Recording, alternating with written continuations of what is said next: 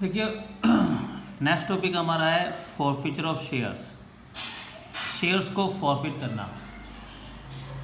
जो भी share holder हमें टाइम पर पैसा नहीं देता तो हम उसे एक नोटिस इशू कर देते हैं और उससे उसका रिप्लाई मांगते हैं कि बताइए कि आप कितने टाइम के अंदर हमें पेमेंट दे देंगे।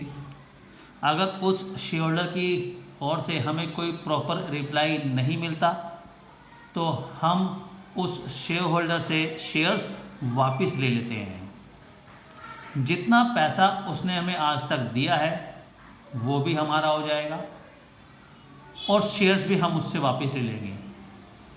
इसी प्रोसीजर को हम फॉरफीचर ऑफ शेयर्स कहते हैं। राइट। शेयर्स को फॉरफिट करने के लिए हमारे पास तीन चीज़ें होनी चाहिए। हमें तीन चीज़ों का पता होना चाहिए, तीन आइटम का पता होना चाहिए। नंबर फर्स्ट, फेस वैल्यू में से कितना पैसा हमने अपने शेयर होल्डर से मांग लिया है, कितना पैसा हमें मिल चुका है और कितना नहीं मिला। फेस वैल्यू में से कितना पैसा हमने मांग लिया है अपने शेयर होल्डर से, इसको हम कहते हैं कॉल्ड अप मनी। जितना पैसा हमने मांगा था उसमें से कितना हमें मिल चुका है और कितना नहीं मिला। अगर ये तीन चीज़ें हमें पता चल जाएं, ठीक है, तो शेयर फॉरफीचर हमें समझ में आ जाता है। राइट। पहले हम उन शेयर्स को फॉरफिट करेंगे जो कि हमने पार पर इशू किए थे, क्योंकि शेयर्स हमने दो मेथड से इशू किए हैं। हमने शेयर पार पर इशू भी किए हैं, हमने शेयर प्रीमियम पर इशू भी किए हैं। तो हम पहले उन शेयर्स को फॉरफिट करेंगे जो कि हमने पार पर इशू किए थे।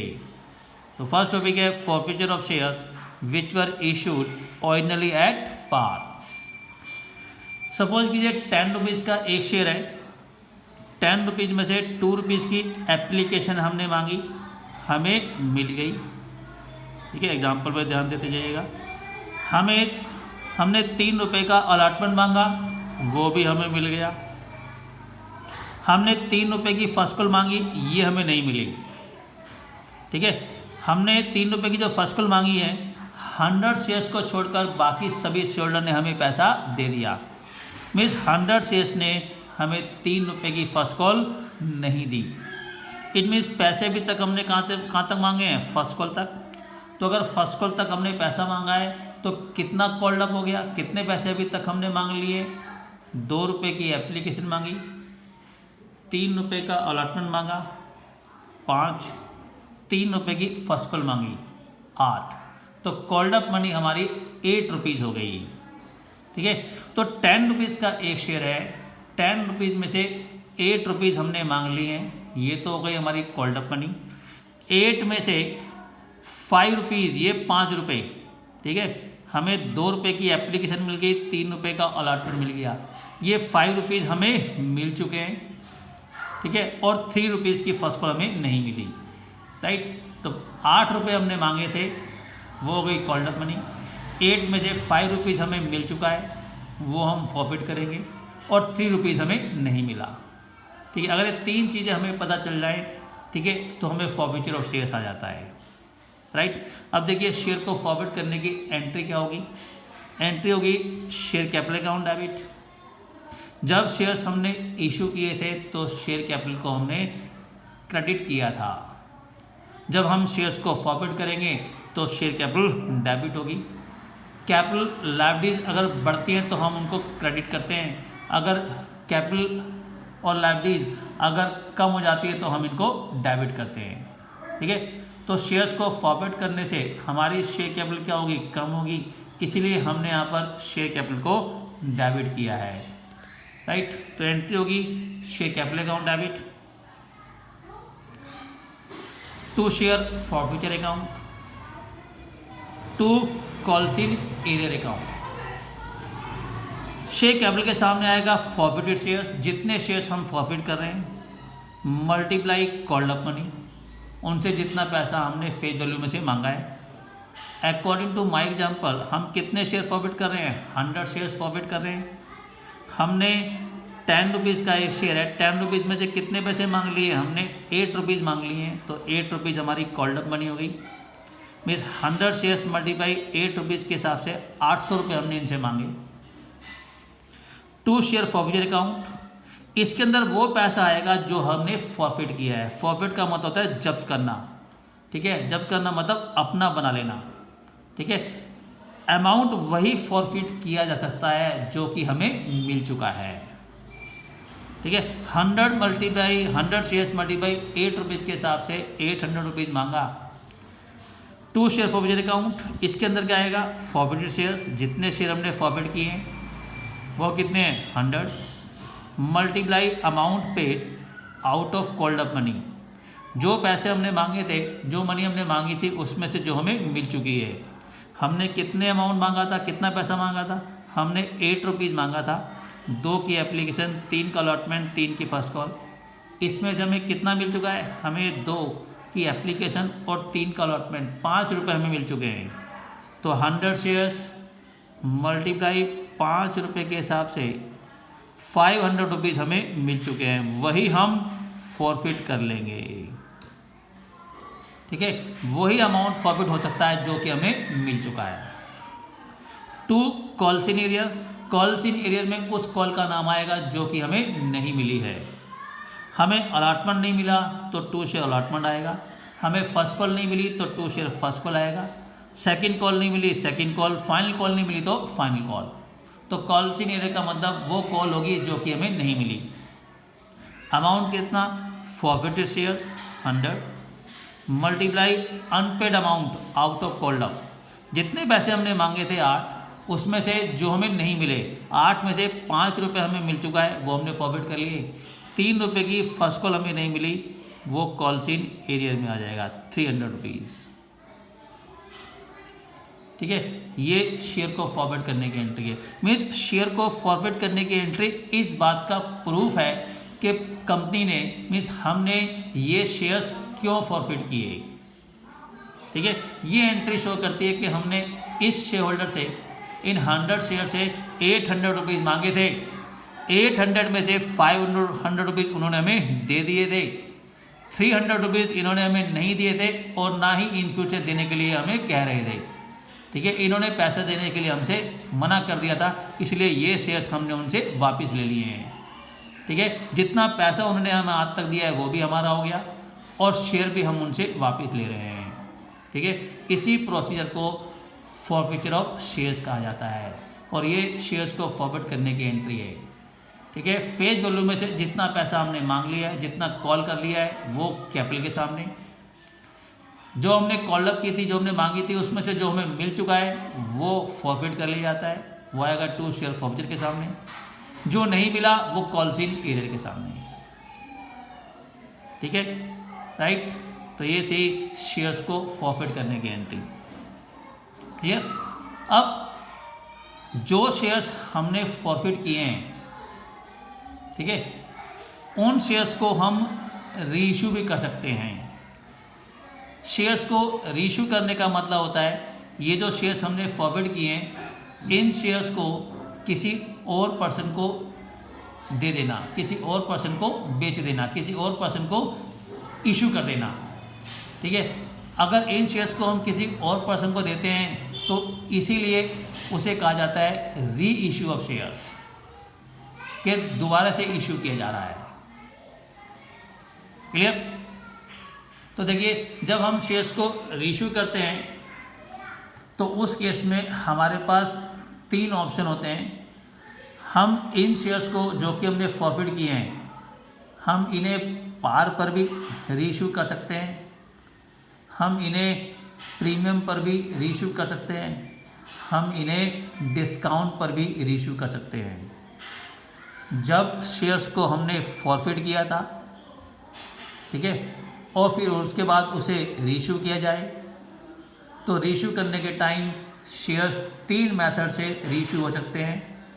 पार पर भी हो सकते हैं, मीन्स 10 रुपीज़ का शेयर 10 रुपीज़ में इशू करना पार कहलाता है, 10 रुपीज़ का शेयर 12 में इशू करना प्रीमियम कहलाता है, 10 रुपीज़ का शेयर 12 रुपीज़ में इशू करना तो प्रीमियम है, और 10 का शेयर 8 में 9 में 7 में रीइश्यू करना, इसको हम reissue of shares at discount कहते हैं। जब शेयर्स को हमने इशू किया था स्टार्टिंग में, ठीक है, तो हमने 2 मेथड से किया था, ठीक है। हमने वहाँ पर शेयर्स को पार पर इशू किया था, हमने प्रीमियम पर इशू किया था, ठीक है। डिस्काउंट पर हम इशू नहीं करते, लेकिन जब शेयर्स को री इशू किया जाता है तो पार, प्रीमियम और डिस्काउंट तीनों ऑप्शन हमारे पास होते हैं, राइट। तो देखिएगा, पहला ऑप्शन है if reissue of shares at par, अगर हम इन शेयर्स को पार पर रीइश्यू करते हैं, मीन्स 10 रुपीज़ का शेयर है, अगर हम इसको 10 रुपीज़ में ही रीइश्यू कर देते हैं, ठीक है, तब एंट्री क्या होगी, राइट। ये शेयर्स हमने फॉरवर्ड किए हुए हैं, इसी एग्जांपल को मैं आगे कैरी ऑन करूँगा, ठीक है। ये 100 शेयर्स हमने वापस ले लिए, अब इन्हीं शेयर्स को हम रीइश्यू करना चाहते हैं, किसी दूसरे को देना चाहते हैं, तो हम न्यूज़पेपर में ऐड देंगे, टीवी पर ऐड देंगे कि हमारे पास 100 शेयर्स हैं, जिसको भी हमसे शेयर खरीदने हैं वो आकर हमसे कांटेक्ट करे, ठीक है।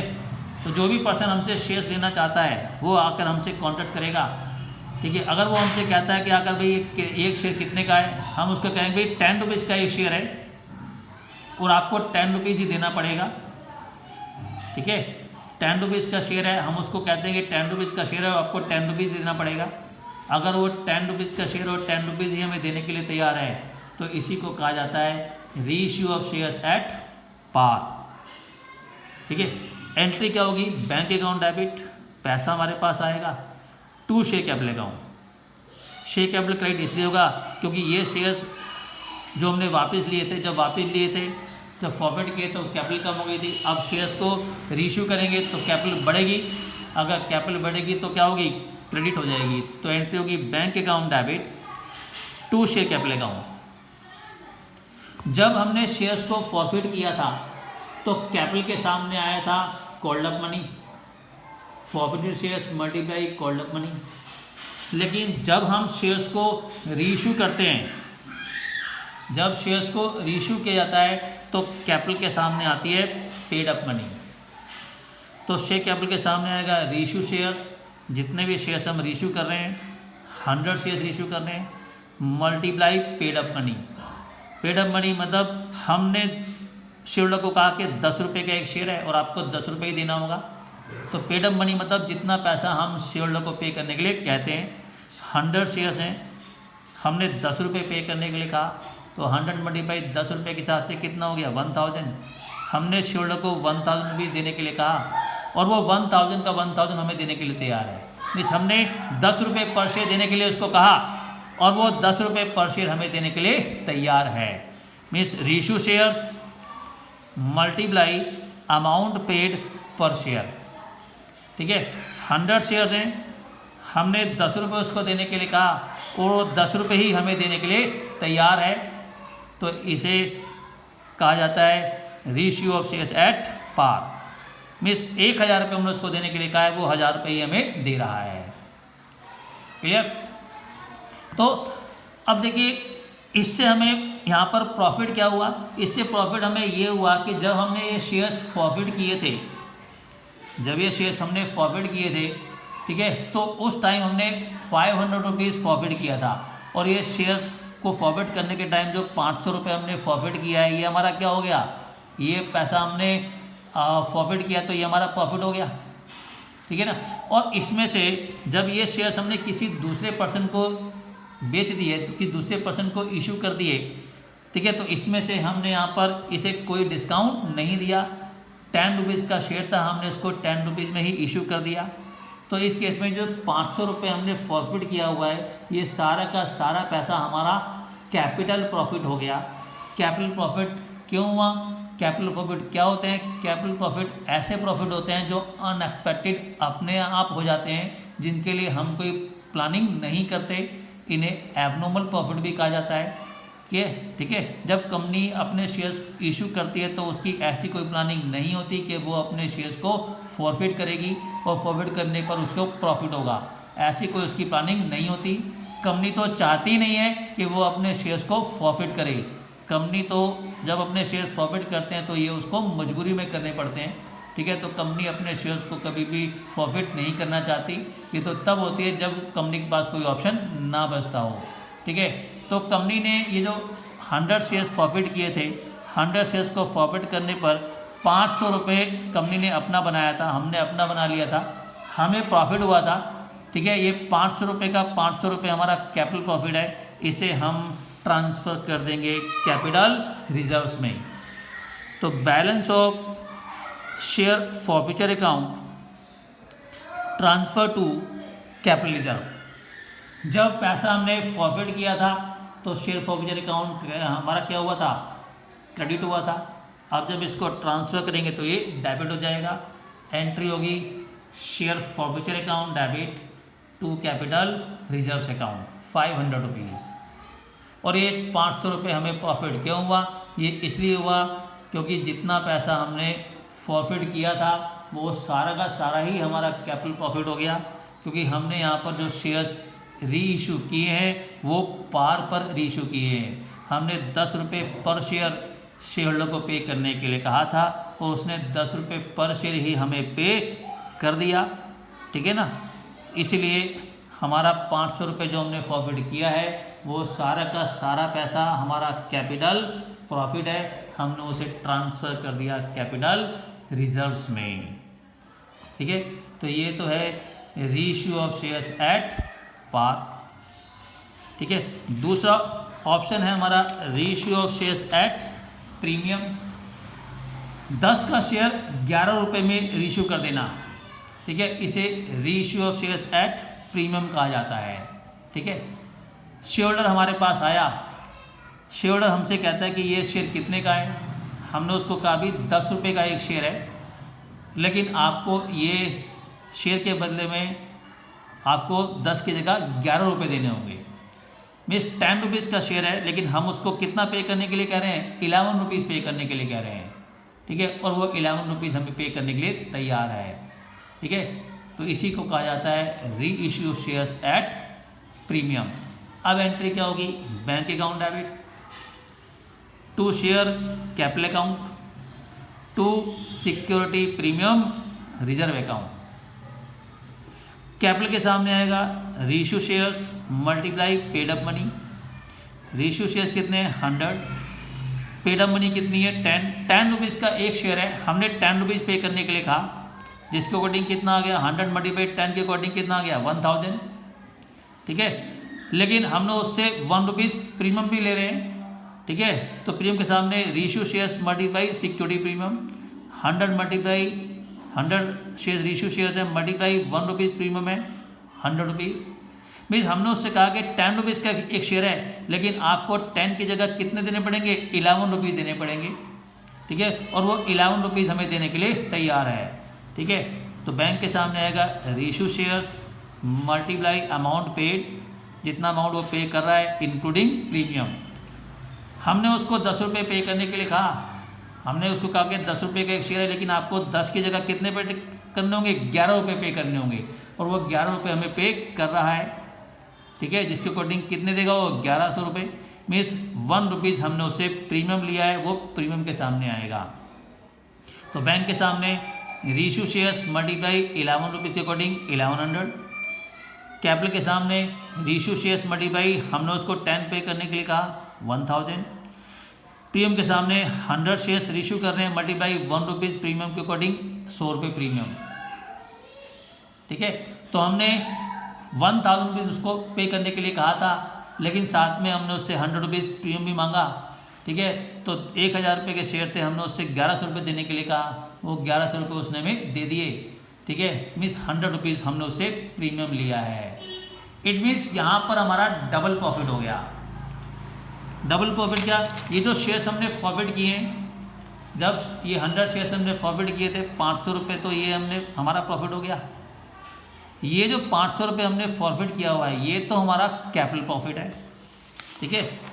और ये जो शेयर्स हमने अब रीइश्यू किए हैं और रीइश्यू करने पर हमने 100 रुपीज़ प्रीमियम लिया है, ये हमारा कैपिटल प्रॉफिट नहीं है, ये हमारा रिवेन्यू प्रॉफिट है, ठीक है। ये हमने पूरी प्लानिंग के साथ लिया है, ठीक है, सोच समझ कर लिया है, ये हमारा कोई एबनॉर्मल प्रॉफिट नहीं है।